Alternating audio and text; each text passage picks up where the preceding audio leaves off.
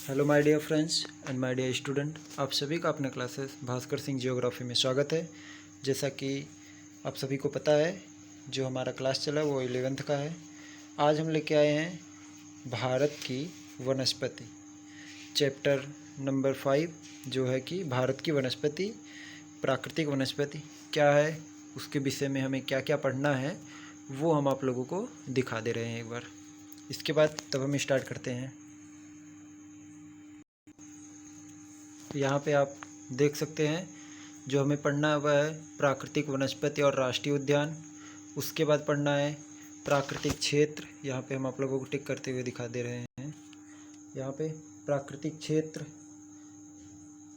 8 मुख्य क्षेत्र, SG champion 1936 के अनुसार श्रेणियाँ जो हैं, वनों के वर्गीकरण, वन संरक्षण 1987 में ICFRC की शुरुआत, अनुसंधान संस्था जो कि भारतीय वानिकी अनुसंधान है उसके विषय में।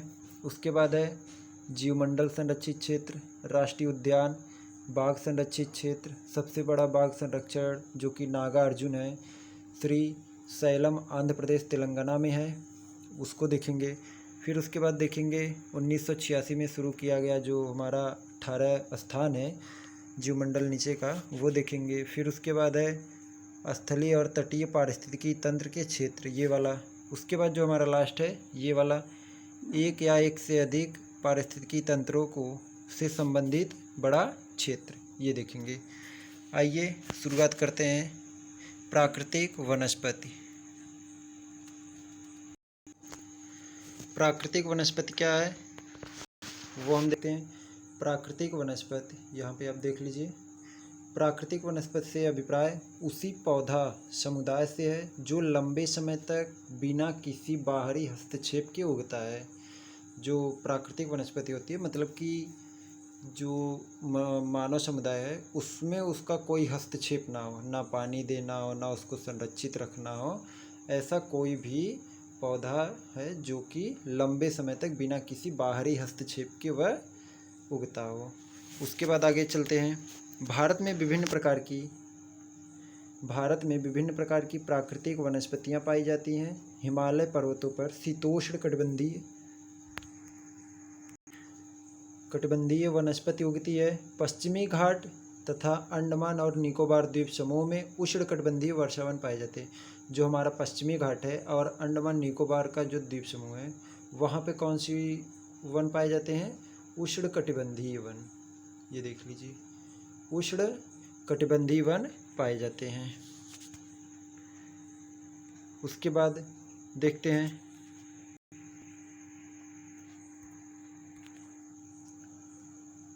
उष्णकटिबंधीय वन पाए जाते हैं। डेल्टा क्षेत्रों में उष्णकटिबंधीय वन मैंग्रोव तथा राजस्थान के मरुस्थलीय और अर्ध मरुस्थलीय क्षेत्रों में भी विभिन्न प्रकार की झाड़ियाँ, कैक्टस और कांटेदार वनस्पतियाँ पाई जाती हैं। मिट्टी और जलवायु में भिन्नता जो होती है उसके कारण भारत में वनस्पति में क्षेत्रीय विभिन्नताएं पाई जाती हैं, जो प्रमुख रूप से वनस्पति प्रकार या जलवायु प्रकार के रूप में आधार में बांटा गया है। कौन कौन से वनों के प्रकार हैं वो हम आप लोगों को दिखा दे रहे हैं। यहाँ पे आप देख सकते हैं वनों के प्रकार। यहाँ पे देख लीजिए वनों के प्रकार जो हैं। पहला है उष्णकटिबंधीय सदाबहार एवं अर्ध सदाबहार वन। ये कहाँ पाए जाएंगे इसको हम दिखाते हैं। उसके बाद है दूसरा हमारा उष्णकटिबंधीय पर्णपाती वन। उसके बाद है उष्णकटिबंधीय कांटेदार वन, पर्वतीय वन, वेलांचली व अनूप वन। अब उसके बाद हम देखते हैं जो हमारा पहला है उष्णकटिबंधीय सदाबहार या अर्ध सदाबहार वन। ये वन पश्चिमी घाट की, जो पश्चिमी घाट होती है उसकी ढाल पर उत्तर पूर्वी क्षेत्र की पहाड़ियों पर और अंडमान निकोबार द्वीप समूह में पाए जाते हैं। ये जो उष्णकटिबंधीय सदाबहार वन है ये कहाँ पर पाए जाते हैं?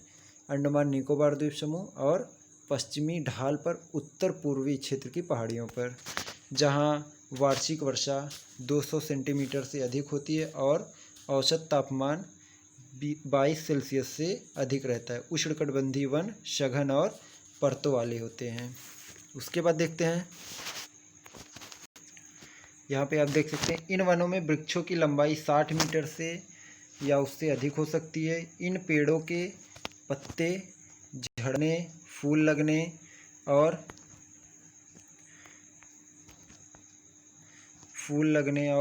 फल लगने का समय अलग अलग है, इसीलिए ये वर्ष भर हरे भरे दिखाई देते हैं। इसमें पाए जाने वाले जो मुख्य वृक्ष हैं वो है रोजवुड, महोगनी, एनी और एबनी।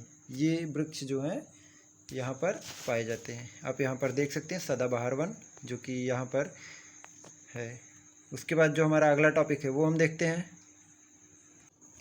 ये वनों का प्रकार है, आप लोगों ने देख सकते हैं यहाँ पे। इसके PDF के लिए हमारे टेलीग्राम चैनल पर जुड़े और जो कि इसका हम PDF वहाँ पे प्रोवाइड करेंगे। उसके बाद देखते हैं जो हमारा अगला टॉपिक है वो देखते हैं। हमारा अगला टॉपिक है उष्णकटिबंधीय पर्णपाती वन। भारत में ये वन बहुतायत में पाए जाते हैं। इन्हें मानसून वन भी कहा जाता है।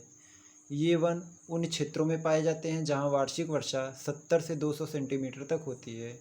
जल उपलब्धता के आधार पर इन वनों को आर्द्र एवं शुष्क जल पर्णपाती वनों में विभाजित किया जाता है। जो ये वन है मानसूनी वन भी इन्हें कहते हैं। उष्णकटिबंधीय पर्णपाती वन को मानसूनी वन कहते हैं क्योंकि ये जो भारत का मध्य वाला भाग है यहाँ पे 70 से 200 सेंटीमीटर के बीच ही वर्षा होती है, इसलिए यहाँ मानसूनी वन पाए जाते हैं। उसके बाद जो हमारा अगला टॉपिक है वो हम देखते हैं। अगला टॉपिक है हमारा पर्णपाती वन। आर्द्र पर्णपाती वन उन क्षेत्रों में पाए जाते हैं जहाँ पर वर्षा 100 से 200 सेंटीमीटर के बीच होती है। ये वन उत्तर पूर्वी राज्यों और हिमालय के गिरिपद पश्चिमी घाट के पूर्वी ढालों पर उड़ीसा में उगते हैं। सवाना, साल, शीशम आदि जो इसकी हैं मुख्य वृक्ष हैं। शुष्क पर्णपाती वन देश के उन विस्तृत भागों में मिलते हैं जहां वर्षा 70 से 100 सेंटीमीटर तक होती है। जो शुष्क पर्णपाती वन होते हैं वो कहाँ पर मिलते हैं? 70 से 100 के बीच होने वाली वर्षा जहाँ पर होती है सेंटीमीटर, वहीं पे ये पाए जाते हैं। उसके बाद देखते हैं अगला टॉपिक जो हमारा है, इसकी कुछ मुख्य विशेषताएं हैं वो देख लीजिए। उसके बाद अगला हमारा है उष्णकटिबंधीय कांटेदार वन। इन वनों में पाए जाने वाले जो मुख्य पेड़ हैं वो है तेंदू, पलाश, अमलतास, बेल, खैर और अक्सलवुड इत्यादि आदि। ये सभी जो वृक्ष हैं ये यहाँ पर पाए जाते हैं। उसके बाद है राजस्थान के पश्चिमी और दक्षिणी भागों में कम वर्षा और अत्यधिक पशुचारण के कारण प्राकृतिक वनस्पति बहुत विरल है। जहाँ पर राजस्थान में राजस्थान के पश्चिमी भाग और दक्षिणी भागों में कम वर्षा होती है, इसलिए वहाँ पर पशु जब वहाँ पे पशुचारण होता है, पशु चरते हैं, तो वहाँ के जो वृक्ष होते हैं उसको भी वो लोग खा जाते हैं। इस वजह से वहाँ पे जो बहुत कम और बहुत विरल रूप में पाई जाती है। उसके बाद है हमारा उष्णकटिबंधीय कांटेदार वन। उष्णकटिबंधीय कांटेदार वन उन भागों में पाए जाते हैं जहाँ वर्षा 50 सेंटीमीटर से भी कम होती है। इन वनों में कई प्रकार के घास और झाड़ियाँ शामिल है। इसमें दक्षिणी पश्चिमी पंजाब, हरियाणा, राजस्थान, गुजरात, मध्य प्रदेश और उत्तर प्रदेश के अर्धशुष्क क्षेत्र शामिल हैं। इन वनों में पौधे लगभग पूरे वर्ष पर्णरहित रहते हैं और झाड़ियों जैसे उगते हैं। इनमें पाई जाने वाली जो मुख्य प्रजातियां हैं बबूल, बेर, खजूर, खैर, नीम, खेजड़ी और पलाश इत्यादि हैं। इन वृक्षों के नीचे लगभग 2 मीटर लंबी गुच्छ घास उगती है, जो कि देख लीजिए यहाँ इसी तरह के पाए जाते हैं। उसके बाद है silver fir, Juniper, pine, birch और रोडोडेंड्रान आदि वृक्ष मिलते हैं। ऋतु प्रवास करने वाले समुदाय जैसे गुज्जर, बकरवाल, गड्ढी और भुड़िया इन चारागाहों का पशुचारण के लिए भरपूर प्रयोग करते हैं। जो ये वृक्ष होते हैं, ये जो चारागाह लोग होते हैं उनका भरपूर प्रयोग करते हैं, अपने पशुओं को वो खिलाते हैं। उसके बाद हमारा अगला टॉपिक है वो देखते हैं। अगला हमारा टॉपिक है वेलांचली व अनूप वन। भारत में विभिन्न प्रकार के आर्द्र आर्द्र व अनूप आवास पाए जाते हैं। इसके 70% भाग पर चावल की खेती की जाती है। भारत में लगभग 39 लाख हेक्टेयर 39 लाख हेक्टेयर भूमि आर्द्र है। उड़ीसा में चिल्का और भरतपुर में केवलादेव राष्ट्रीय पार्क अंतर्राष्ट्रीय महत्व की आर्द्र भूमियों के अधिवेशन रामसरन अधिवेशन के अंतर्गत संरक्षित जल कुक्कुट आवास है, जो कि यहाँ पर कौन से वन पाए जाते हैं? वेलांचली व अनूप वन, जहाँ पर भारत के 70% भाग पर चावल की खेती की जाती है। उसके बाद हमारा अगला टॉपिक है वो हम देखते हैं। वीडियो अच्छा लगे तो लाइक और सब्सक्राइब जरूर कीजिएगा। अगर आप हमारे वीडियो पर नए हैं तो please subscribe, press the bell icon, जैसा कि अगला वीडियो हमारे पास आपके पास सबसे पहले पहुंचे। भारत में मैंग्रोव वन जो होता है वह 6740 वर्ग किलोमीटर क्षेत्र में फैले हैं, जो कि विश्व के मैंग्रोव क्षेत्र का 7% है। ये अंडमान और निकोबार द्वीप समूह व पश्चिम बंगाल के सुंदरवन डेल्टा में अत्यधिक विकसित हैं। इसके अलावा ये महानदी गोदावरी और कृष्णा नदियों के डेल्टाई भाग में पाए जाते हैं। इन वनों में बढ़ते अतिक्रमण के कारण इनका संरक्षण आवश्यक हो गया है। जो मतलब कि महानदी गोदावरी और कृष्णा की नदियां हैं, डेल्टाई भाग, यहाँ पर भी इन वनों को मतलब कि ये वन बहुत पाए जाते हैं। तो यहाँ पर इनका संरक्षण करना बहुत ज़रूरी हो गया है। मानव अपनी आवश्यकताओं की पूर्ति के लिए इन वनों का दोहन कर रहा है। इसके बाद हमारा अगला टॉपिक है वो हम देखते हैं। उसके बाद हमारा अगला टॉपिक है वन संरक्षण। भारत सरकार ने पूरे देश के लिए वन संरक्षण नीति 1952 में लागू की, जिसे 1988 में संशोधित किया गया। और संशोधित क्या किया गया वो आप लोगों को हम दिखा दे रहे हैं। इस वन नीति के निम्नलिखित उद्देश्य हैं। जो कि पहला है, यहाँ पे आप देख सकते हैं, देश में 33% भाग पर वन लगाना, जो वर्तमान राष्ट्रीय स्तर से 6% अधिक है। उसके बाद दूसरा है पर्यावरण संतुलन बनाए रखना तथा पारिस्थितिक असंतुलित क्षेत्रों में वन लगाना। उसके बाद तीसरा है वो हम देखते हैं, देश की प्राकृतिक धरोहर, जैव विविधता तथा आनुवंशिक पूल का संरक्षण। उसके बाद अगला देखते हैं, अगला है हमारा, यहाँ पे आप देख सकते हैं, मृदा अपरदन और मरुस्थलीकरण रोकना तथा बाढ़ व सूखा नियंत्रण। उसके बाद हमारा पांचवा है, यहाँ पे आप देख सकते हैं, निम्नीकृत भूमि पर सामाजिक वानिकी एवं वनोरोपण द्वारा वन आवरण का विस्तार। उसके बाद अगला है, वनों की उत्पादकता बढ़ाकर वनों पर निर्भर ग्रामीण जनजातियों को इमारती लकड़ी, ईंधन, चारा और भोजन उपलब्ध कराना और लकड़ी के स्थान पर अन्य वस्तुओं का प्रयोग में लाना। उसके बाद अगला है वो देखते हैं, यहाँ पे आप देख सकते हैं, पेड़ लगाने को बढ़ावा देने के लिए पेड़ों की कटाई रोकने के लिए जन आंदोलन चलाना, जिसमें महिलाएं भी शामिल हों।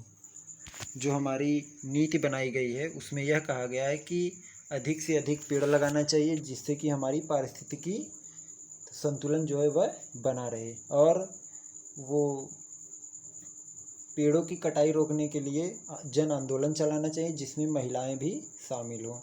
ये सब इसके अंतर्गत वन संरक्षण नियम के अंतर्गत जो संशोधित तालिका है उसमें किया गया। उसके बाद हम देखते हैं अगला जो है हमारा वह है सामाजिक वानिकी। ये क्या है, आइए हम आप लोगों को दिखाते हैं कि सामाजिक वानिकी होता क्या है।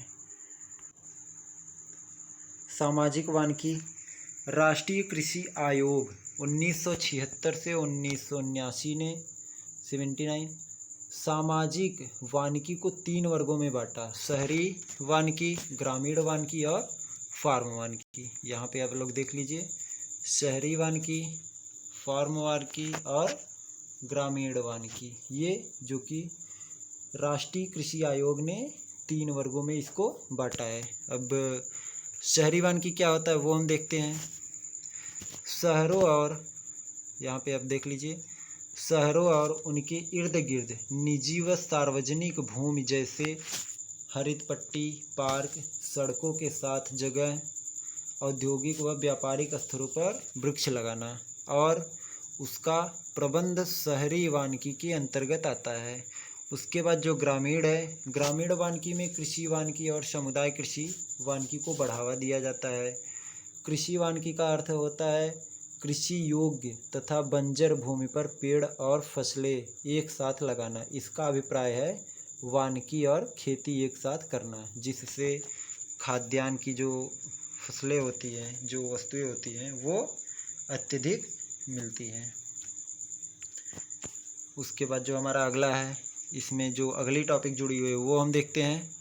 यहाँ पे आप देख सकते हैं चारा, ईंधन, इमारती लकड़ी और फलों का उत्पादन एक साथ किया जाए। सामुदायिक वानिकी में सार्वजनिक भूमि जैसे गांव, चारागाह, मंदिर, भूमि, सड़कों के दोनों ओर, नहर किनारे, उसके बाद रेल पट्टी के साथ पटरी और विद्यालयों में पेड़ लगाना आदि इन सब के अंतर्गत शामिल है, जो कि सामाजिक वानिकी के अंतर्गत आता है। उसके बाद हमारा अगला टॉपिक है वो है फार्म वानिकी, वो हम देखते हैं। फार्म वानिकी के अंतर्गत किसान अपने खेतों में व्यापारिक महत्व वाले या दूसरे पेड़ लगाते हैं। वन विभाग इसके लिए छोटे और मध्यम किसानों को निःशुल्क पौधे उपलब्ध कराता है। इस योजना के तहत कई तरह की भूमि जैसे खेतों की मेड़े, चारागाह, घास स्थल, घर के पास पड़ी खाली जमीन और पशुओं के बाड़ों में भी पेड़ लगाए जाते हैं। उसके बाद हमारा अगला है वन्य प्राणी। इसमें देखते हैं विश्व के ज्ञात पौधों और प्राणियों की किस्मों में से लगभग 4 से 5% किस्म भारत में पाई जाती है। जैव प्रजातियों की संख्या काफ़ी कम हो गई है। कुछ जैव प्रजातियां तो लुप्त होने के कगार पे हैं, जिसके लिए वन्य प्राणी संरक्षण अधिनियम चलाया जा रहा है। वो हम देखते हैं भारत में वन्य प्राणी संरक्षण अधिनियम क्या है।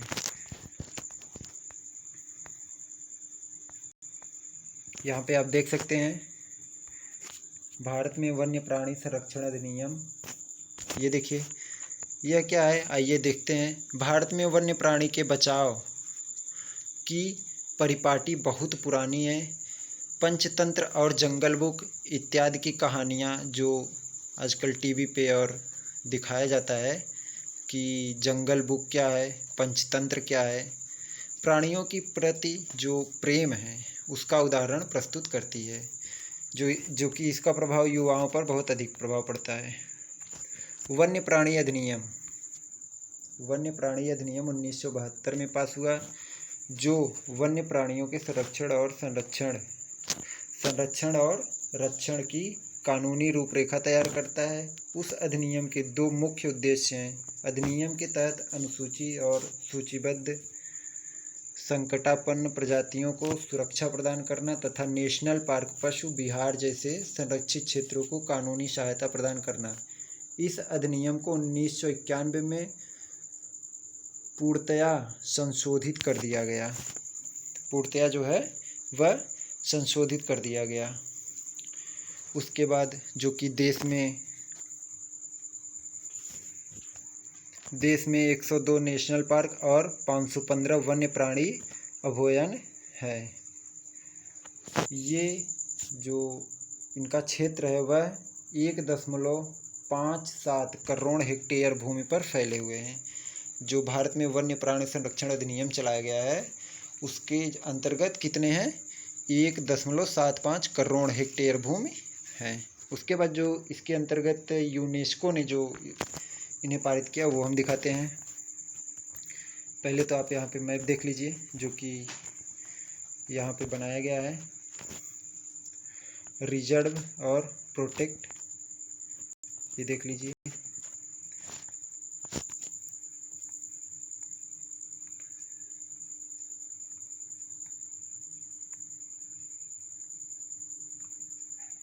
यहाँ पे आप देख सकते हैं यूनेस्को के मानव और जीवमंडल योजना के तहत भारत सरकार ने वनस्पति जात और प्राणी जात के संरक्षण के लिए महत्वपूर्ण कदम उठाए हैं। कौन से कदम उठाए हैं? बहुत ही महत्वपूर्ण कदम उठाए हैं, जो कि जो यहाँ पे आप लोगों को हम दिखा दे रहे हैं।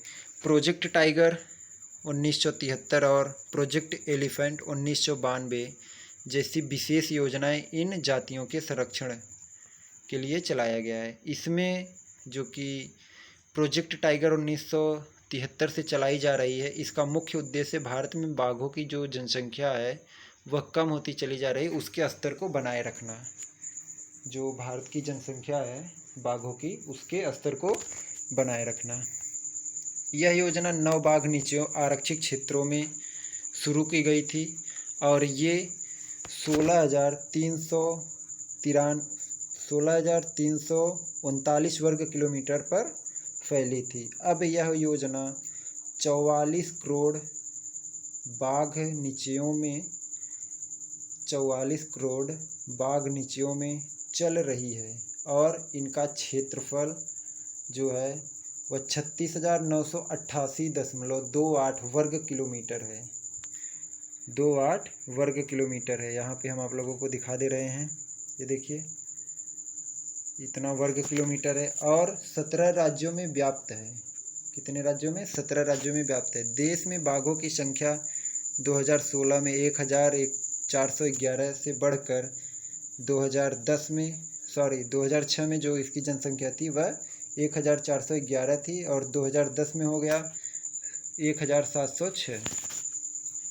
उसके बाद जो हमारा है वो हम देखते हैं और कुछ महत्वपूर्ण जो कि भारत सरकार ने महत्वपूर्ण योजनाएं चलाई है वो हम देखते हैं।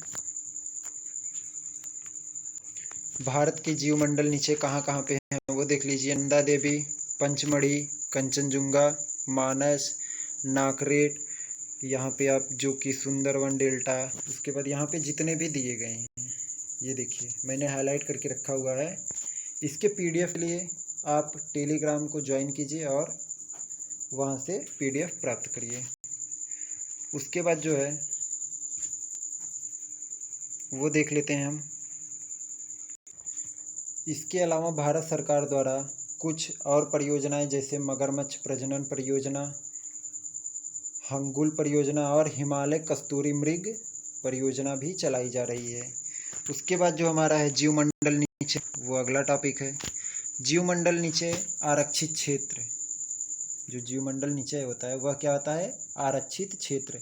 विशेष प्रकार के भौमिक और तटीय पारिस्थितिक तंत्र है जिन्हें यूनेस्को के मानव और जीवमंडल प्रोग्राम के अंतर्गत मान्यता प्राप्त है। भारत में 18 जीवमंडल नीचे हैं जो कि इसकी परियोजना है। इसमें से 10 जीवमंडल नीचे यूनेस्को द्वारा जीवमंडल नीचे विश्व नेटवर्क पर मान्यता प्राप्त है।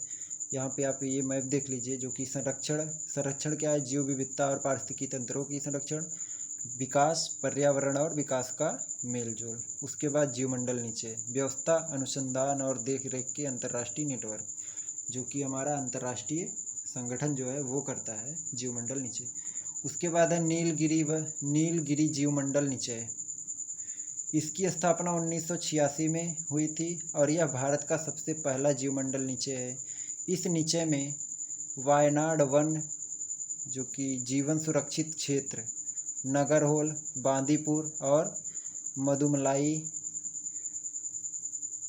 नीलंबरपुर का सारा वन से ढका ढाल, ऊपरी नीलगिरी पठार, उसके बाद है साइलेंट वैली और सिदुवानी पहाड़ियाँ शामिल हैं। इस जीवमंडल नीचे का कुल क्षेत्रफल जो है वह कितना है? 5,520 वर्ग किलोमीटर। इसके बाद जो है वो आप लोग यहाँ पे देख लीजिए जो कि भारत में जीवमंडल नीचे क्षेत्र हैं जितने भी हैं यहाँ पे मैंने हाईलाइट करके रखा हुआ है, आप देख सकते हैं। इसके बाद हम आप लोगों को दिखाते हैं, ये देखिए नीलगिरी नीचे में जो उसके महत्वपूर्ण हैं। नीलगिरी नीचे में हाथी, बाघ, गैर, सांबर और चीतल जानवरों की दक्षिण भारत में सबसे ज़्यादा संख्या तथा कम कुछ संकटापन और क्षेत्रीय विशेष पौधे पाए जाते हैं। उसके बाद है जो हमारा जीवमंडल नीचे की स्थलाकृतियाँ उबड़ खाबड़ हैं, ये तो आप सभी जानते हैं। उसके बाद देख लेते हैं जो हमारा अगला टॉपिक है वो। और समुद्र तल से ऊंचाई जो कि 250 मीटर से 2650 मीटर तक पश्चिमी घाट में पाए जाने वाले 80% फूलदार पौधे जो होते हैं वो इसी जीवमंडल जो ये नीलगिरी है इसके अंतर्गत आते हैं। उसके बाद हमारा है नंदा देवी जीवमंडल नीचे, ये हम देख लेते हैं। नंदा देवी जीवमंडल नीचे उत्तराखंड में स्थित है, जिसमें चमोली, अल्मोड़ा, पिथौरागढ़ और बागेश्वर जिलों के भाग सम्मिलित हैं। उसके बाद है हमारा यहाँ पर मुख्यतः शीतोष्णकटिबंधीय वन पाए जाते हैं। यहाँ पर पाई जाने वाली प्रजातियों में सिल्वर वुड और लैटिफोली जैसे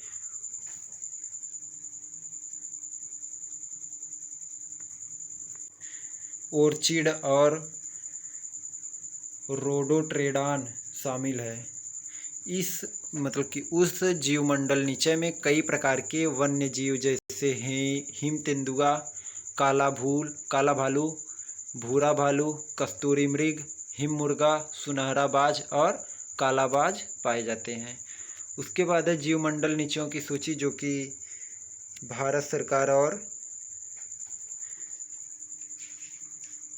जो है इसके विश्व जीवमंडल नीचे यूनेस्को द्वारा जो है बनाए गए हैं वो 18 यहाँ पे आप देख सकते हैं।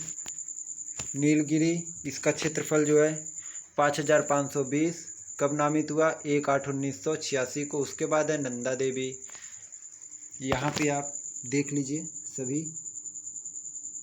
इसके PDF के लिए आप टेलीग्राम चैनल या हमारे व्हाट्सएप नंबर जो कि लिंक में प्रोवाइड होगा लाइव क्लास करने के लिए इसको शेयर और सब्सक्राइब जरूर कीजिए। यहाँ पे आप देख सकते हैं। उसके बाद जो हमारा अगला टॉपिक है वो हम देखते हैं।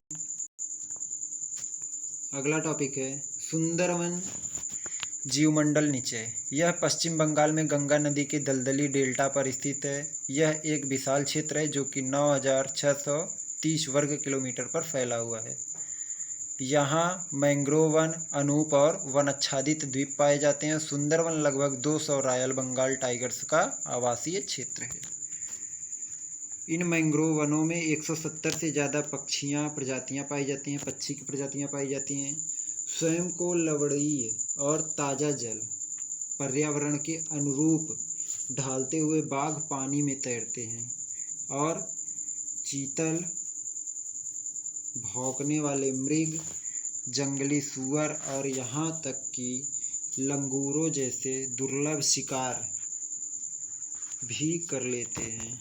दुर्लभ जो लंगूर होते हैं वो शिकार भी कर लेते हैं। जो यहाँ के बाघ हैं वो क्या करते हैं, पानी में तैरते हैं और उसके बाद लंगूरों जैसे दुर्लभ शिकार भी कर लेते हैं। सुंदरवन के मैंग्रोव वनों में हेरिसिएरा फोमीज जो बहुत ही कीमती इमारती लकड़ी है वह कहाँ पाई जाती है, सुंदरवन डेल्टा में। उसके बाद है हमारा मन्नार की खाड़ी का जीवमंडल नीचे। मन्नार की खाड़ी का जीवमंडल नीचे लगभग 1,05,000 हेक्टेयर क्षेत्र में फैला है और यह भारत के दक्षिण पूर्व तट पर स्थित समुद्री जीव विविधता के मामले में यह क्षेत्र विश्व के सबसे धनी क्षेत्रों में से एक है। इस जीवमंडल नीचे में 21 द्वीप हैं और इन पर अनेक ज्वारनदमुख, पुलीन, तटीय पर्यावरण के जंगल, समुद्री घासें, प्रवाल द्वीप, लवड़ी, अनूप और मैंग्रोव पाए जाते हैं। यहाँ पर लगभग 3600 पौधे और जीवों की संकटापन्न प्रजातियाँ पाई जाती हैं, जैसे समुद्री गाय। इसके अतिरिक्त भारतीय प्रायद्वीप क्षेत्रीय विशेष की 6 मैंग्रोव प्रजातियाँ भी संकटापन्न हैं। जो कि यह हो गया हमारा क्या था, मन्नार की खाड़ी का जीवमंडल नीचे, जो कि यह बहुत ही मोस्ट इम्पॉर्टेंट है। और यहाँ पर भारत की जो है प्रायद्वीपीय भारत की क्षेत्रीय विशेष की 6 मैंग्रोव प्रजातियाँ इसमें संकटग्रस्त हैं। उसके बाद जो हमारा अगला टॉपिक है वो देखते हैं। यहाँ पे आप देख सकते हैं भारतीय वन तंत्र, जो कि वनों का विस्तार कैसा है, जो कि ऊपर यहाँ पे हमने मैपिंग के द्वारा समझाया गया था।